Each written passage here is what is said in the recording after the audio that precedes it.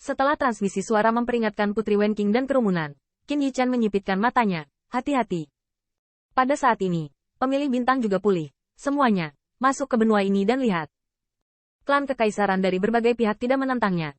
Tetapi, tentu saja, ada pendapat berbeda tentang di mana benua ini begitu besar, dan di mana harus memulai pencarian.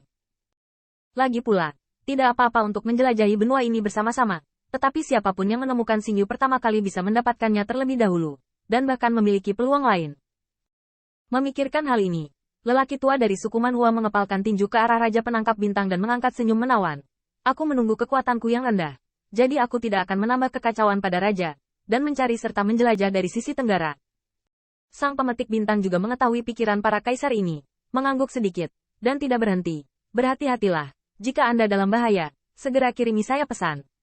Sampai saat ini, Raja Pemetik Bintang tidak lupa untuk memenangkan hati rakyat. Setelah itu, Wei Yuanxiang melirik leluhur kedua Kaisar Ke dan mencibir. Apa yang kamu lakukan? Kelompok anti pencuri Anda masih tidak bisa pergi? Ke Tiangxuan mendengus dingin. Dunia ini luas. Kemana klan Kaisar Ke saya tidak bisa pergi? Apakah Anda perlu menjaganya? Wei Yuan mendengus marah, dan tiba-tiba melihat ke daratan yang subur, dan berkata dengan emosi. Feng Shui di sini bagus, cocok untuk penguburanmu. Qin Yichan berkata dengan santai. Kamu anjing tua cukup pandai memilih kuburan untuk dirinya sendiri. Tapi aku tidak berencana meninggalkanmu secara utuh. Jeroan kecil.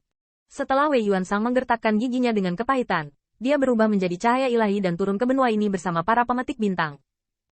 Qin Yichan dan leluhur kedua Kaisar Ke saling melirik, dan mereka juga dekat di belakang, atau tidak mau ketinggalan.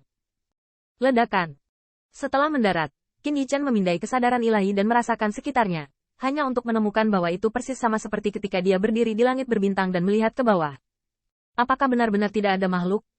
Qin Yichan tidak bisa berkata-kata, jika dia bisa bertemu dengan makhluk yang mengembangkan kebijaksanaan spiritual dan bertanya tentangnya. Bahkan jika dia mencari guling, dia akan datang ke era primordial. Sebentar lagi, kekuatan semua pihak juga datang, dan pemetik bintang juga penuh kewaspadaan, dan bahkan ingin mengetahui apakah itu vegetasi yang unik di era primordial dari vegetasi sekitarnya. Tapi sayang sekali tanaman ini sudah sangat tua, dan Raja Stargate belum menemukannya. Apalagi jika mereka benar-benar tanaman unik di zaman primordial, dia mungkin tidak bisa mengenalinya. Bagaimanapun, era primordial cukup jauh bagi banyak raksasa. Itu hanya legenda yang biasanya ada dalam imajinasi. Setelah tiba di benua ini, Qin Yichan dan yang lainnya tidak terburu-buru terbang. Seolah-olah semua kekuatan besar memiliki pengalaman yang baik, dan setiap gerakan dipenuhi dengan kehati-hatian. Nenek moyang kedua Kaisar Ke berada di garis depan tim, dan Qin Yichan mengikutinya, terus-menerus memindai sekeliling, mencoba melihat apa yang salah. Namun, benua ini memberinya perasaan bahwa vegetasinya subur dan puncaknya ditutupi oleh tanaman hijau. Satu-satunya perasaan adalah bahwa itu adalah oasis yang cocok untuk hidup dalam pengasingan dan mengolah pikiran seseorang. Itu saja. Namun, di Taoyuan yang semarak dan subur, tidak ada jejak makhluk. Bahkan Qin Yichan merasa bahwa lingkungan seperti ini harus disertai oleh beberapa Huang Ying berkokok, memicu ketenangan dan keanggunan. Tetapi tidak ada nyanyian burung dan nyanyian binatang. Semuanya mengerikan. Keheningan ini kecuali langkah kaki membuat Putri Wenqing merasa mati rasa dan tidak nyaman tanpa bisa dijelaskan. Feng Jiuman juga merasa tidak enak. Dia membawa pisau gunung di pundaknya dan tiba-tiba menyeringai dan berkata, mengapa kamu bahkan tidak bisa melihat burung? Atau aku akan menyanyikan lagu untuk semua orang dan menenangkan suasana. Kemudian, Feng Jiuman menyenandungkan nadanya ketika dia adalah seorang perampok di dunia. Kakek, saya memiliki pisau gunung di tangan saya, dan Kaisar berteriak. Mulut Qin Yichan bergerak sedikit. Dia harus berkata, Saudara Jiuman, suaramu benar-benar tidak cocok untuk bernyanyi. Suaranya bagus. Kuncinya adalah nada Anda begitu yin dan yang. Atau apakah Anda tidak selaras? Namun, Feng Jiuman menyanyikan banyak kegembiraan, dan bahkan memabukkannya, sampai Putri Wenqing pingsan. Awalnya, Feng Jiuman tidak angkat bicara. Mereka hanya mengira itu menakutkan dan tenang di sini, tapi itu saja. Tetapi ketika suara kasar Feng Jiuman bergema di telinganya, dia tidak diam lagi. Tetapi Putri Wenqing tiba-tiba merasa seolah-olah dia telah masuk ke sarang orang biadab. Jika dia tidak memperhatikan, dia akan ditangkap, dan kemudian dia akan tertangkap di api unggun dan dipanggang. Saya. Dan aksen ini, untuk Qin Yichan, sedikit tidak menyenangkan. Tetapi pernyataan ini jatuh ke telinga para pemilih bintang. Itu sama sekali tidak sopan. Wei Yuanxiang segera tidak tahan lagi. Hewan peliharaan kecil, berani kentut. Orang tua itu merobek mulutmu. Pada saat ini, meskipun Qin Yichan dan yang lainnya tidak dapat dipisahkan dari istana surgawi, mereka tidak terlalu dekat. Kedua belah pihak menjaga jarak yang tidak akan diserang untuk sesaat, tetapi mereka juga bisa memperhatikan gerakan yang lain. Ketika Feng Jiuman mendengar kata-katanya, dia tiba-tiba berhenti bernyanyi, tetapi menatap Wei Yuanxiang sambil menyeringai. Anjing tua, berani melindungi Tuhan. Percaya atau tidak, kakek, aku akan memukul mulut anjingmu dulu. Binatang kecil yang murah. Tanda seru. Tanda seru.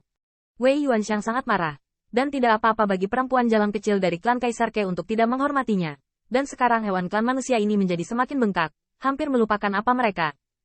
Wei Yuanxiang mengutuk melewati hutan, tapi tiba-tiba teringat bahwa dia adalah sesepuh Wei yang bermartabat, dan jika dia berbicara dengan binatang kecil ini, dia sudah kehilangan identitasnya.